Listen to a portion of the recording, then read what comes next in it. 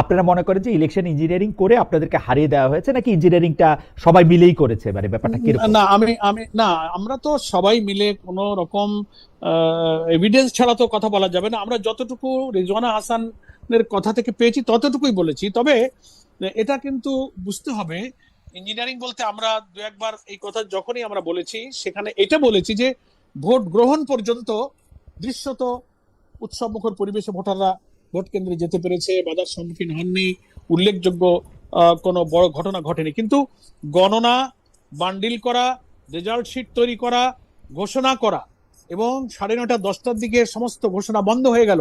সারা দেশ থেকে ফলাফল, 11 দলীয় জোটের নানান আসন থেকে বিজয়ের একটা খবর আসতে লাগলো এবং আমাদের কাছে নানানভাবে খবর আসছে। হঠাৎ করে এই যে সম্প্রচারটা বন্ধ হয়ে গেল, এখানে একটা রহস্যের জন্ম দিয়েছে। তো আমরা কোর্টে যাওয়ার জন্য আবেদন করেছি, আমরা রিট করব, অনেকে রিট অলরেডি শুরু করেছেন। আমাদের কাছে রেজাল্ট শিট এসেছে, অনেক প্রিজাইডিং অফিসারের স্বাক্ষরিত রেজাল্ট শিটে কোনো এজেন্টের স্বাক্ষর নাই এমন রেজাল্ট শিটও পাওয়া যাচ্ছে। তারপরে গণনার সময় যেখানে আমাদের এজেন্টরা উপস্থিত ছিলেন, তারাও ওখানে যেসব এজেন্টরা খুব সিনসিয়ারলি দায়িত্ব পালন করে প্রতিবাদ করেছেন যে ব্যালটগুলো গুছিয়ে যখন বান্ডিল করা হয় দেখা যাচ্ছে যে ভেতরে দাড়িপাল্লার ব্যালট 80-90টা দিয়ে উপরে 10টা ধানের শীষের বান্ডিল দিয়ে রাবার করে ফেলা হয়েছে, ওটা 100 বান্ডিল ফুলে ধানের শীষ ফুলে গণনা করা হয়েছে। আমাদের এজেন্ট আপত্তি করেছে, খুলে দেখা গেছে যে মাঝখানে সব দাড়িপাল্লার ব্যালট। এ তো যারা পেয়েছে তারাই আমাদেরকে বলেছে। তো এটা দু একটা ঘটনা যা ধরা পড়েছে তাই আমরা বলেছি। ফলে এই যদি যেমন আমার নির্বাচনী এলাকায় হয়তো 150 কেন্দ্র আছে, আরেক জায়গায় 138-40 কেন্দ্র আছে, তো যেগুলো পাওয়া গেছে তাই এই, আর যা পাওয়া যায়নি তার মধ্যে অনেক কিছু ঘটতে পারে। That is called election engineering. Khaled ভাই, ডক্টর ইউনূস সরকার ইলেকশন ইঞ্জিনিয়ারিং করে জামায়াতকে হারিয়ে দিয়েছে।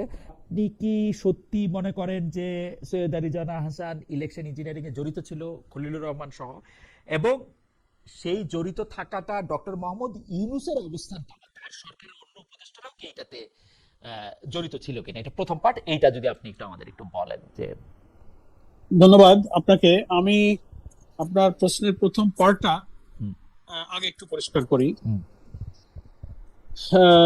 সৈয়দা রিজওয়ানা হাসান সাবেক উপদেষ্টা, আমি খুব সম্মান রেখেই ওনার এই মন্তব্যের ব্যাপারে বলতে চাই যে তিনি কিন্তু তার নিজের কথাতেই খানিকটা সাক্ষী দিয়ে ফেলেছেন। আপনি যেমন তার ইন্টারভিউটা শুনেছেন, আমি এবং আমরা অনেকেই শুনেছি, বারবার শুনেছি, এবং আমি সৈয়দা রিজওয়ানা হাসানকেও মিডিয়ার মাধ্যমে বারবার তার এই ভিডিও অডিওটা শুনতে এবং দেখতে রিকোয়েস্ট করেছি। তার আগে পরের কথা আমি এতটা ডিটেলস সময় কম আনলাম না। তিনি এই যে কথাটা বলেছেন, সাংবাদিকের প্রশ্নের জবাব দিতে গিয়েছে যখন প্রশ্ন করলো যে তাদের একটা অংশ তো এখন বিরোধী দলে আছে, বিরোধী দল এই শব্দটা কিন্তু উনি ব্যবহার করেছেন। তো বিরোধী দল বলতে তো উনি পার্লামেন্টে অপোজিশনকে মিন করেছেন। তো ফলে উনাকেই ব্যাখ্যা দিতে হবে যে বিরোধী দল তো বাংলাদেশে এখন জামাত ইসলামী পার্লামেন্টে, এখানে তো কোনো উগ্রবাদী দল, কোনো চরমপন্থী দল নেই। সেজন্য উনি আলটিমেটলি জামাত ইসলামীকে মিন করেছেন, ওনার কথা দিয়ে এটা আমরা পরিষ্কার বুঝেছি। তাই আমরা আপত্তি করেছি যে আমরা তাদেরকে, উনি বলছেন যে বিরোধী দলে গেলেও আমরা তাদেরকে মেন স্ট্রিমে আসতে দেয়নি। তো এখানে বিরোধী দলে গেলেও মেন স্ট্রিম, দ্যাট মিনস উনি মিন করতে চেয়েছেন যে তাকে ট্রেজারি বেঞ্চে সরকারি দলে অথবা সরকার গঠনের মতো মেজরিটি পাওয়ার ক্ষেত্রে তারা বাধা দিয়েছে, তারা আসতে দেননি। এটাই কিন্তু ওনার বক্তব্য থেকে পরিষ্কার হয়েছে। এটারই আমরা প্রতিবাদ করেছি। আমরা বলেছি যে তাহলে উনি তো ইলেকশন ইঞ্জিনিয়ারিং, এটা ওনার কথা থেকেই বোঝা যাচ্ছে that is one kind of election engineering, এবং ওনাকেই প্রমাণ করতে হবে যে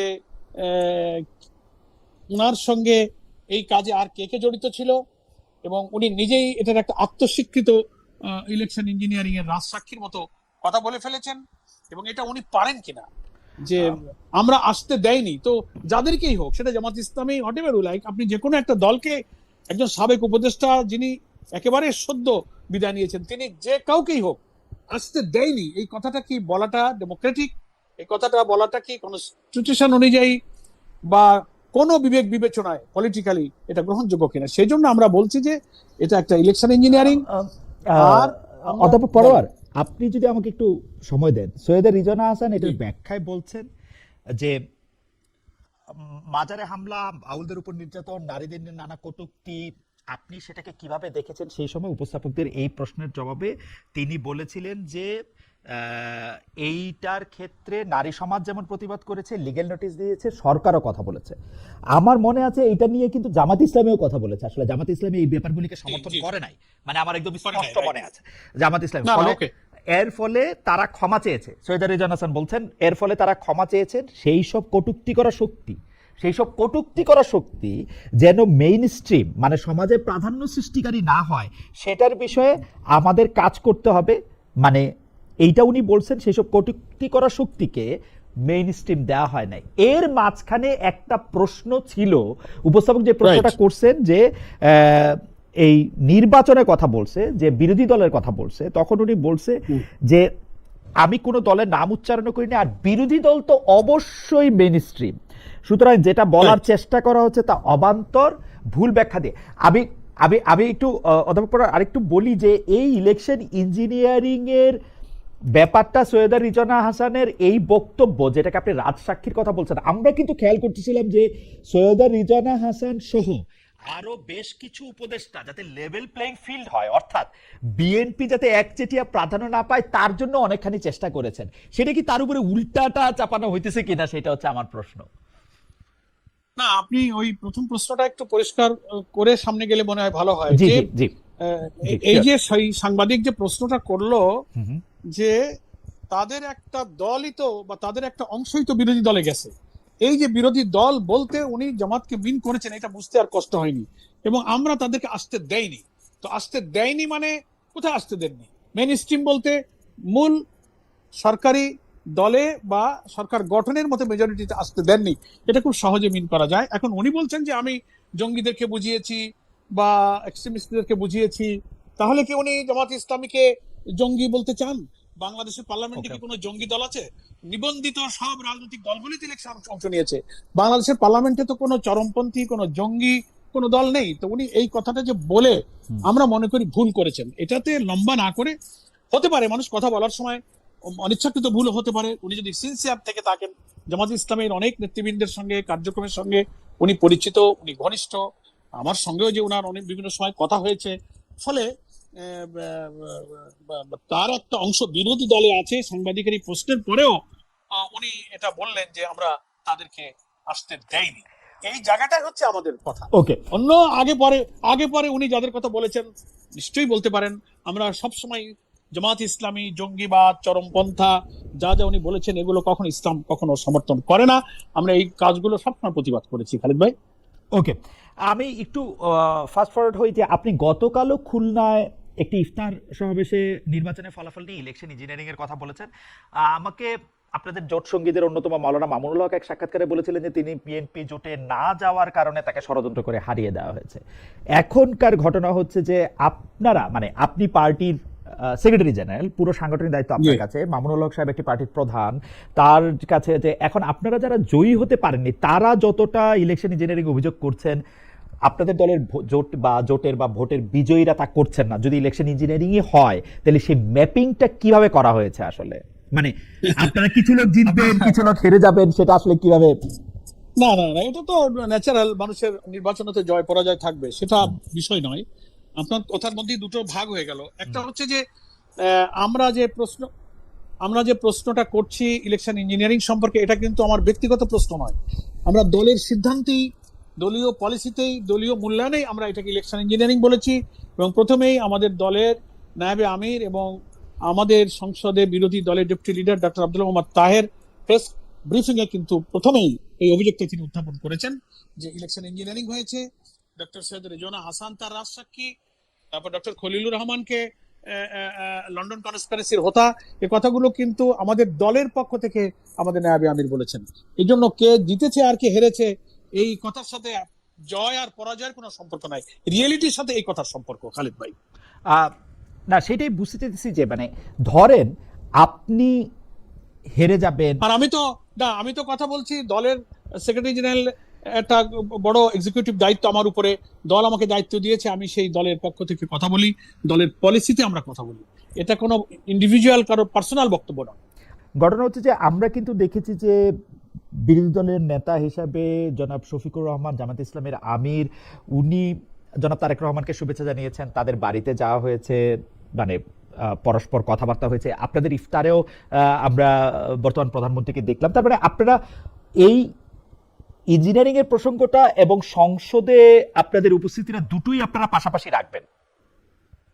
হ্যাঁ, না আমরা আমরা বলেছি, আমাদের আমির জামাত ডক্টর শফিকুর রহমান, যিনি লিডার অফ দি অপোজিশন, তিনিও কিন্তু বলেছেন যে আমরা ভালো কাজে, গঠনমূলক কাজে, দেশ পরিচালনায়, জনগণের আকাঙ্ক্ষা পূরণে আমরা দায়িত্বশীল বিরোধী দলের ভূমিকা পালন করব। আমরা ভালো কাজের সহযোগিতা করব, মন্দ কাজের আমরা প্রতিবাদ করব, বাধা দিব, আপত্তি করব। আমরা কিন্তু তাই করছি। আমরা কোনো অনিয়মতান্ত্রিক, বিশৃঙ্খল, দেশকে আনরেস্ট করা কোনো হটকারী কোনো পন্থায় তো আমরা যাইনি। জাস্ট আমরা প্রতিবাদ করেছি, জিনিসটার একটা জুডিশিয়াল ইনকোয়ারি আমরা দাবি করেছি। এখন that is up to government, that is up to judiciary. তারা কি করবেন, দে উইল ডিসাইড। আমরা তো নিয়মতান্ত্রিক ভাবে এই কথাগুলো তো বলতেই পারি, যা আমরা চোখে দেখছি তা তো আমরা বলতেই পারি। তার মানে আপনারা সংসদে দায়িত্বশীল আচরণ করবেন, দায়িত্বশীল বিরোধী দলের ভূমিকা পালন করবেন, আবার সেই যেটা দিয়ে আপনারা বিরোধী দলের নেতা হলেন বা বিরোধী দলে গেলেন সেই ইলেকশন নিয়েও আবার আপনারা প্রশ্ন তুলবেন। মানে দুইটা একটু মানে মানে আপনারা কি এখনো না এটা এই ব্যাপারটা আসলে কেমন? না, আমরা কিন্তু প্রশ্ন, আমি আপনাকে একটা জায়গায় একটু অ্যাটেনশন দিতে বলবো, আমরা কিন্তু প্রশ্ন তুলিনি। প্রশ্নটা তুলে দেওয়া হয়েছে সাবেক উপদেষ্টার বক্তব্যের মধ্য দিয়ে প্রশ্নটা উত্থাপিত হয়েছে। কথাটা কিন্তু উনি সূচনা না গোলাম পারর ভাই, শুরু কিন্তু তাহের ভাই করছে। আমি রেজনা আপার কথা কারণ হচ্ছে যে আমি ইলেকশনের সময় ঢাকা ছিলাম, রেজনা আপার সেই শক্তি ছিল কিনা উনি চাইলেও ইলেকশন ইঞ্জিনিয়ারিং করতে পারতো কিনা আমার সন্দেহ আছে। যদি চাইতেন, বলেছি যে চাইতেন একা করেছেন, আমরা তো তা মনে করিনি। এত বড় কাজ করতে গেলে আরো সঙ্গী লেগেছে। আর তাহের ভাই যে বক্তব্যটা দিয়েছেন এটা কিন্তু রেজনা আপার বক্তব্যের পর না, ইলেকশনের পর যেদিন না আপনি খেয়াল করে দেখবেন ডেটটা, যেদিন মিডিয়াতে রেজনা আপার কথা আসছে ওই দিনই 12টা 1টার দিকে আমরা প্রেস ব্রিফিং করেছি। আই ওয়াজ প্রেজেন্ট দেয়ার, আমি তাহের পাশে দাঁড়িয়ে আমি একটু স্মরণ করাই দিই পারর ভাই। সেইটা হচ্ছে যে ইলেকশন 12 তারিখ হইছে, আর দুই একদিনের মধ্যে মানে 17 তারিখ সরকার শপথ নিয়েছে। 17 তারিখ সরকার শপথ নেওয়ার দুই একদিন আগে বিএনপির পক্ষ থেকে প্রেস ব্রিফিং করা হয়েছে। সেই প্রেস ব্রিফিং এ আমি উপস্থিত ছিলাম। সেইখানে আমি ইলেকশন ইঞ্জিনিয়ারিং নিয়ে প্রশ্ন তুলছি, কারণ হচ্ছে সেই ইলেকশন ইঞ্জিনিয়ারিং শব্দটা আপনাদের বলা। হ্যাঁ, না আমরা বলেছি, তার যুক্তিও আমরা বলেছি। সেজন্য রেজনা আপার কথা বলায় আসে না। রেজনা আপার কথা তো তারও অনেক পরে। আমি মানে রেজনা আপার কথা তো গত সপ্তাহে, মানে এটা 5 দিন হয়েছে মনে হয় বড় জোর। সুতরাং আপনারা কিন্তু প্রশ্ন তুলছেন। ওদিকে আমি আবার আমিরে জামায়াতকে যখন ইন্টারভিউ করতেছি, আমিরে জামায়াত বলতেছেন যে আমরা পরাজয়ের ক্ষেত্রে আমরা সবসময় দেখছি যে পরাজয়টাকে ভালোভাবে স্বীকার করা হয় না, আমরা এটা থেকে বাইরে হয়ে আসতে চাই। তা আমরা বুঝতে কোনটা চাই পারর ভাই, যে আসলে মানে দুইটাই আপনারা একসঙ্গে চালাবেন কিনা। মানে না আমরা কিন্তু ফলাফল কিন্তু আমরা মেনে নিয়েছি খালেদ, আমরা তো বলিনি যে ফলাফল আমরা অস্বীকার করি।